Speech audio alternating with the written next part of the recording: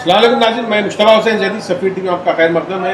आज का प्रोग्राम आपकी बात जाफ़र हुसैन साहब के साथ, और अभी हम जो बात करेंगे जो लोकल हमारे मुस्लिम मसाइल हैं, ख़ास तौर पे जो आने वाले अय्याम के दिन है, मुहर्रम के जो दिन है, उस पर हम बात करेंगे कि किस तरीके से जो है तैयारियाँ चल रही है, हैदराबाद हो या हिंदुस्तान में या आलमी जो है इसमें, और इसमें जो स्पिरिट है, जो आज़ादारी गिलू है, वो क्या है, क्या ड्राइव करती है इसको, इस मुहर्रम से क्या लेना है, उस पर बात करेंगे। और भी कई सियासत चल रही है मुहर्रम के हवाले से उत्तर प्रदेश में, जैसा कि कंप्लेन्स हो रहे हैं जुलूस को लेके, जो है एक इनोसेंस जो है करने की कोशिश की जा रही है।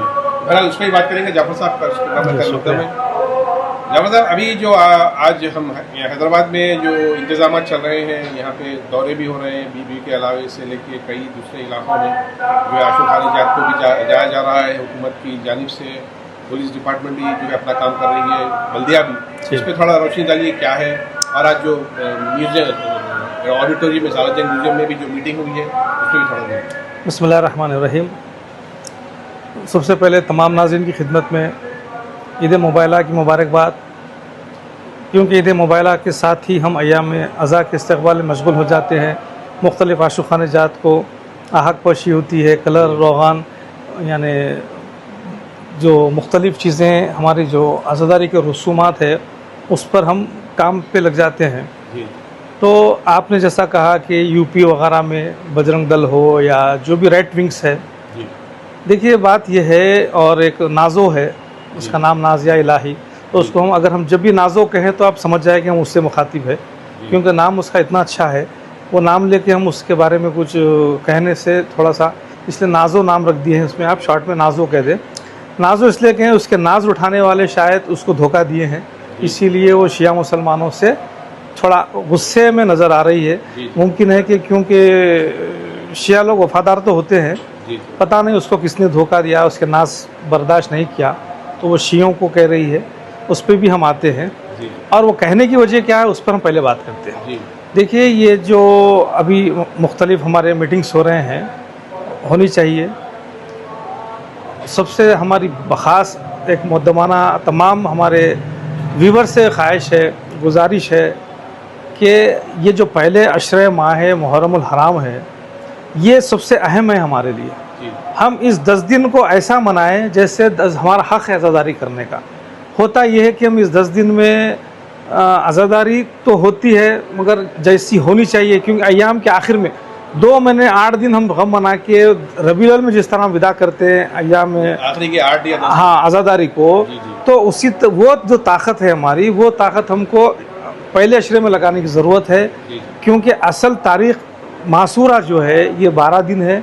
12 दिन में अपनी ताकत लगाए, और दिन में कई अशरे होना चाहिए, बड़े बड़े मकामात पर अशरे होना चाहिए। रातों में मजालिस हो रहे हैं, वो सुबह से शुरू होकर रात तक मुसलसल रहे। और जो शब आशूर एक जुलूस निकलता है शहर में, वो 11 किलोमीटर पर मुश्तमिल है, जिसके अलमबरदार अलम बीबी के ही क़मर हसन साहब है। वो पाप यादा चलते हैं, तो वो जुलूस को हम कामयाब बनाएं, उसमें अंजुमने शामिल हो जाए वो, क्योंकि शब आशूर अहम तारीख़ है, अहम रात है, जो है इस्लामिक शब से शुरू होता है। तो हम वो रात को आज़ादारी में लगा दे, वो बात अहम रात है।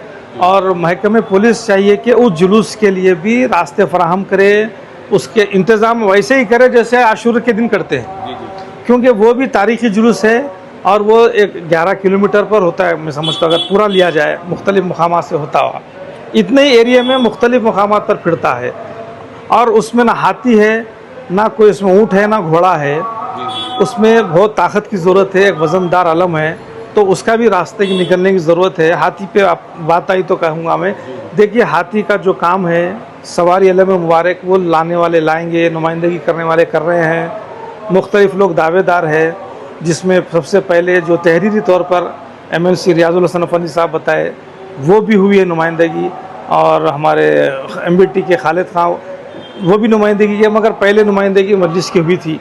खैर बहरहाल नुमाइंदगी हाथी से ज़्यादा हमको अलम मुबारक से हमारी अक़ीदत है। हमारी अक़ीदत हाथी से नहीं है।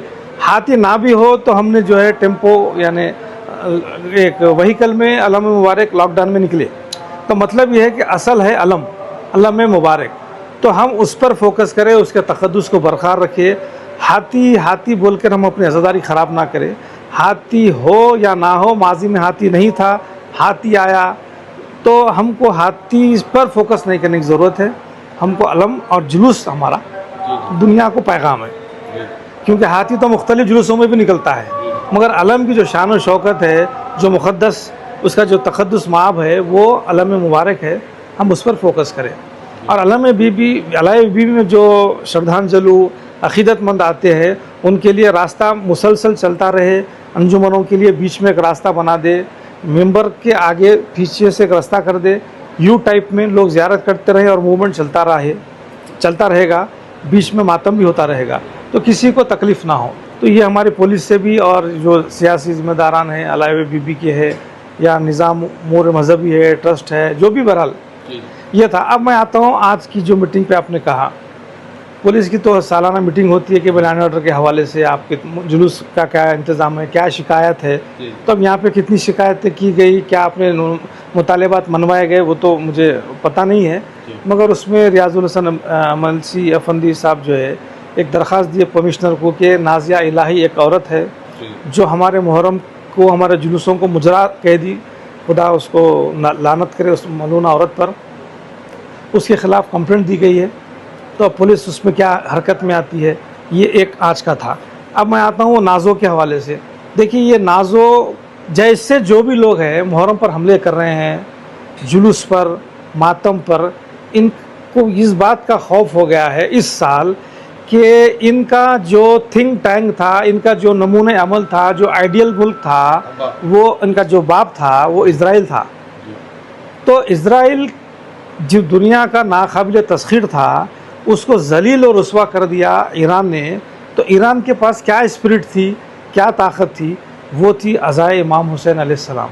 मुख्तलिफ़ मीडिया पर इमाम हुसैन के हवाले से बातें की गई है, तहक़ीक़ की जा रही है।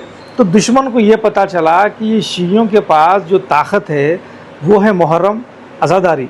तो इस बार अज़ादारी पर हमले हो रहे हैं मुसलसल। ये जो संगी है, नाज़ो है, ये इस किस्म की जो बातें हो रही है, असल ये मकसद है उनका हमले करने का कि इनक़लाब ईरान ने दुनिया को बताया कि हमारा रास्ता करबला है, हमारा रास्ता हुसैनियत है, और इस रास्ते से हमको जो ताकत मिलती है, वो ताकत ने दुनिया की ताकतवर सुपर पावर अमेरिका को जलील कर दिया और मुसलसल कर रहा है। और इज़राइल की औकात ख़त्म हो गई है। ये करबला वालों को मानने का एक डेमो था। तो दुश्मन को यह है कि भाई इनकी अज़ादारी को हम रोके। देखिए, चाहे हमारी मातमदारी हो, हमारी अज़ादारी हो, ये दुश्मन को इससे खल रही है, ये हमारी ताकत है। लोग समझते थे कि हम जो रोते हैं यानी कमज़ोर लोग हैं, ये औरतों की तरह रोते हैं, उनको एक बदगुमानी थी, या वो लोग एक यानी वो लोग समझ नहीं सके थे। आज उनको पता चला ये इमाम हुसैन अलैहिस्सलाम पे गिरिया करना, रोना इस बात की अलामत है कि जालिम के ख़िलाफ़ तुमको ऑक्सीजन देता है, ताकत देता है।